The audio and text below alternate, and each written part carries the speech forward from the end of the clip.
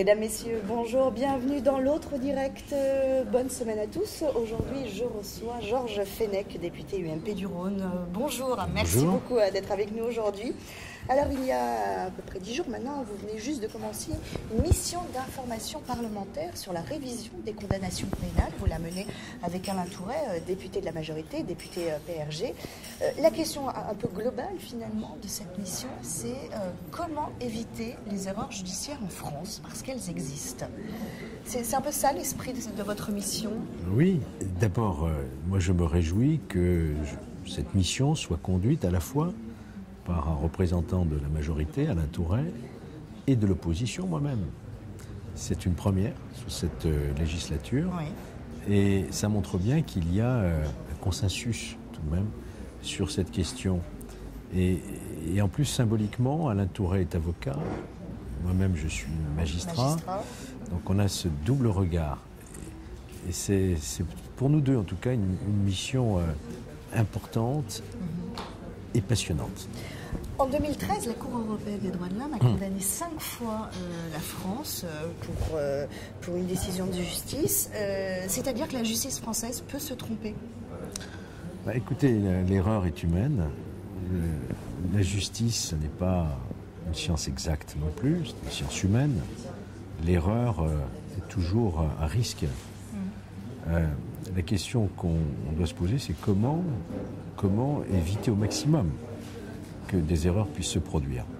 Mais quand une erreur s'est produite, il faut que la justice accepte plus facilement qu'aujourd'hui de le reconnaître. C'est tout l'objet de notre mission quand on a constaté en fait que depuis 1945, seulement 8 condamnations ont fait l'objet de révision. Oui.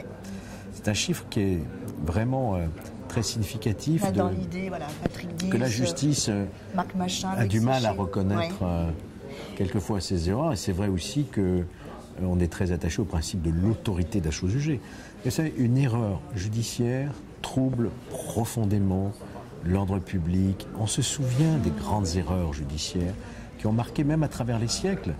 On se souvient par exemple de l'affaire Calas, que Voltaire avait portée ensuite avec son talent et sa détermination. On se souvient de l'affaire du Courrier de Lyon, l'affaire Le Sur. Vous voyez que ces affaires judiciaires, ces erreurs judiciaires ont traversé les siècles. Et aujourd'hui, évidemment, tout le monde connaît l'affaire Patrick Diels, Roland Agret, plus récemment Loïc Séché, par exemple. Qui vient de sortir un ouvrage, d'ailleurs. Démonstration que la justice, malheureusement, peut se tromper. Mais encore faut-il qu'elle puisse le reconnaître. Et c'est tout l'objet de notre mission. Comment faire en sorte, sans ouvrir les vannes, je dirais, à la remise en cause des décisions, est intéressant qu'on de dire puisse que le faire. 8 révisions ont abouti à un acquittement. Ça, c'est important. Oui, mais dans ces cas-là, on remarque bien que la Cour de révision a parlé de certitude de non-culpabilité, d'innocence. Ça ne va pas assez loin. Nous, ce qu'on voudrait, c'est que lorsqu'il y a un doute, et même j'ajoute un doute simple, la Cour de révision puisse ordonner un nouveau procès. Or, ça n'est pas encore le cas aujourd'hui. C'est pas le cas, effectivement. Et c'est ce que j'aimerais inscrire dans la loi. Déjà en 2007, vous aviez tenté de le faire. Oui, alors je suis très heureux de cette mission parce qu'en 2007, ça va être la gauche qui va peut-être. J'avais déjà proposé une proposition de loi sur la réforme de la procédure de révision judiciaire. Elle n'avait pas abouti à l'époque. Aujourd'hui, je me réjouis qu'elle soit à nouveau à l'ordre du jour et qu'en plus fasse un consensus. Alors, je ne dirais pas la gauche, je dirais la gauche et la droite, ensemble, pour une œuvre de justice, pour réparation des erreurs judiciaires. Oui. Il y a également il y a 3 choses dont vous visez particulièrement. On parlait du doute, la notion du doute, là, voilà. Et aussi également le doublon, commission de révision et cour de révision. C'est-à-dire qu'en fait, la commission de révision examine un dossier et ensuite, c'est la cour de révision qui décide ou pas d'ailleurs de la tenue d'un nouveau procès et de l'annulation d'une condamnation. Là, il y a... Alors, moi, j'avais... Alain Touret disait ça, qu'il y avait doublon là-dessus. J'avais estimé moi-même que ça faisait un doublon, qu'effectivement, on l'a vu par exemple dans l'affaire Seznec, qui a été, ces dernières années, qui a été rejetée. Oui, en 96.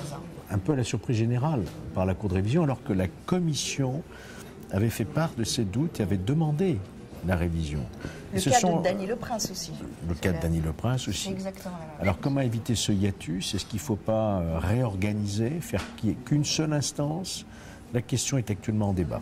Parce qu'effectivement, il y a d'un côté une justice qui dit oui, il faut réviser, et de l'autre une autre qui dit... voilà, non. Il y a une commission d'instruction, disons, qui dit il y a doute, et la commission de révision, dans l'affaire Seznec, nous a dit non, il n'y a pas d'élément qui justifie de remettre en cause cette décision de condamnation de Guillaume Seznec, qui, je le rappelle, avait été condamné au bagne et qui avait fait 20 ans de bagne, alors que dans l'esprit des Français, cet homme était innocent, qu'on n'avait pas la preuve de sa culpabilité. Il y a un troisième élément que vous voulez mettre en exergue dans votre mission d'information, c'est l'avenir des scellés. Aujourd'hui, on les garde pendant 5 ans, globalement. Oui. C'est ça. Qu'est-ce que ça veut dire? Parce que c'est les scellés qui fait qu'il y a un fait nouveau ou pas, qui peut confirmer ce fait. Bien sûr qu'il va falloir mieux réglementer la conservation des scellés pour une durée beaucoup plus longue que ça ne l'est actuellement. Surtout que Est-ce qu'on a les moyens de le faire? Parce que c'est ça, c'est énorme. Alors, il ne faut pas non plus conserver tous les scellés. Ça coûterait beaucoup trop cher.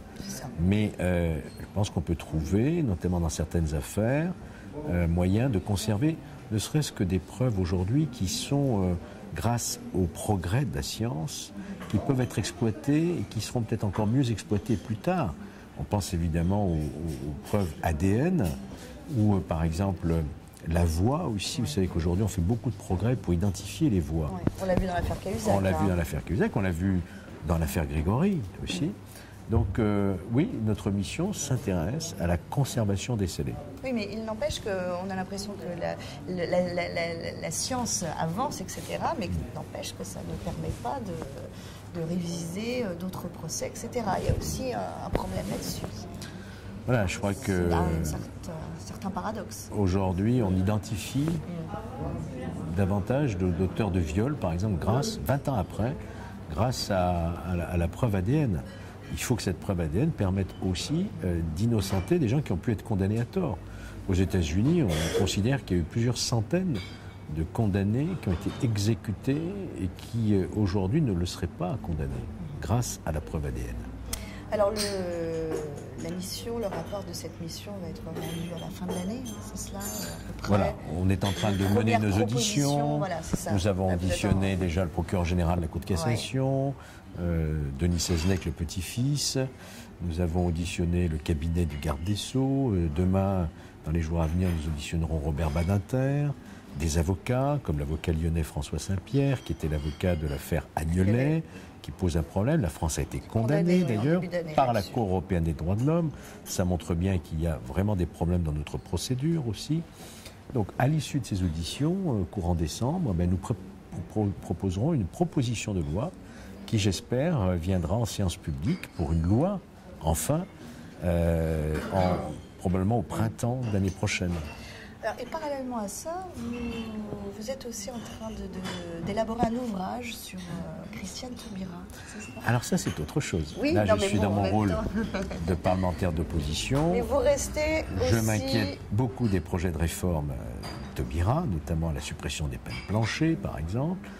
Donc j'ai décidé d'écrire un ouvrage pour expliquer aux Français de quoi il s'agit, et puis en même temps pour m'inscrire plus fortement encore dans le débat parlementaire qui va arriver, dont je serai évidemment très impliqué, sur lequel je m'impliquerai. Et oui, je publierai en début d'année prochaine un ouvrage sur la politique qui est menée actuellement à la chancellerie. On va revenir au local, à Lyon plus particulièrement. Aujourd'hui, est-ce que vous avez décidé de vous investir dans la campagne des municipales? Parce que c'est quand même la chose à Lyon. Oui, alors... aux côtés de Michel Amar. Alors voilà, celui qui conduira la liste, c'est Michel Amar, puisqu'il a gagné les élections primaires. Et l'engagement qui avait été pris par moi-même et les autres candidats, c'est de soutenir cette liste. Donc je la soutiendrai. D'une manière qui reste encore à déterminer, sous quelle forme. Vous ne savez pas encore si vous allez soutenir comme ça ou si vous allez être tête de liste sur une vraiment engagée. On a déjà discuté, bien entendu. Il y a encore des choses à régler, donc nous sommes toujours dans la discussion. Et vous souhaiteriez porter une liste dans un arrondissement? Non, le seul qui porte la liste, c'est Michel Amar. Dans un arrondissement? Non, j'ai dit que je ne souhaitais pas D'abord, je suis contre le cumul, moi, des mandats. Je suis député de ma circonscription. Je ne souhaite pas être tête de liste pour être maire d'arrondissement. Ce n'est pas mon objectif. Mon objectif, c'est de faire gagner notre famille politique à Lyon en 2014. Donc, je m'investirai à la place qui sera la plus utile pour moi. C'est en cours de discussion et vous aurez les positions définitives fin octobre. Fin octobre. Comment vous l'avez trouvé, ce début de campagne, à la fois de la part de Gérard Collomb, mais aussi de la part de Michel Amar? Écoutez, moi je crois qu'aujourd'hui on est encore dans une pré-campagne. La campagne véritablement n'a pas encore commencé. Elle commencera, je pense, d'ici le mois de novembre-décembre, où là on exposera véritablement le programme qui sera le nôtre. Pour l'instant, on est encore dans une période de préparation. La campagne démarrera d'ici un mois ou deux, je pense. Pourtant, Nora Berra a qualifié chez nos confrères de Lyon Première de campagne un peu molle. Parce qu'il y a une attente. Il y a une attente. Parce qu'elle n'a pas totalement. Il y a une impatience. Elle n'a pas totalement tort. Ça manque un peu de peps. Oui, ça prouve qu'elle a envie que ça démarre. Je crois qu'il faut procéder progressivement. Une campagne, ça monte en puissance. Je sais ce que c'est qu'une campagne. J'en ai déjà fait plusieurs, victorieuses, dans ma circonscription. Donc il faut prendre le temps, ne pas se laisser aussi dépasser. Il faut être capable d'avoir un timing bien précis. Donc en ce moment, on est dans une phase de préparation, de constitution de listes, de thèmes à dégager en priorité. Je pense à la fiscalité, notamment. Quand j'entends Gérard Collomb dire qu'il faut des pauses fiscales et en même temps sur Lyon annoncer que une des premières décisions qu'il fera s'il était réélu, c'est d'augmenter les impôts. Là-dessus, il faut que les Lyonnais soient véritablement informés de ces contradictions entre ce qu'il dit et ce qu'il fait. Merci beaucoup, Georges Fenech, d'avoir été notre invité ce lundi. Merci à tous, à très bientôt. On se retrouve demain dans l'autre direct.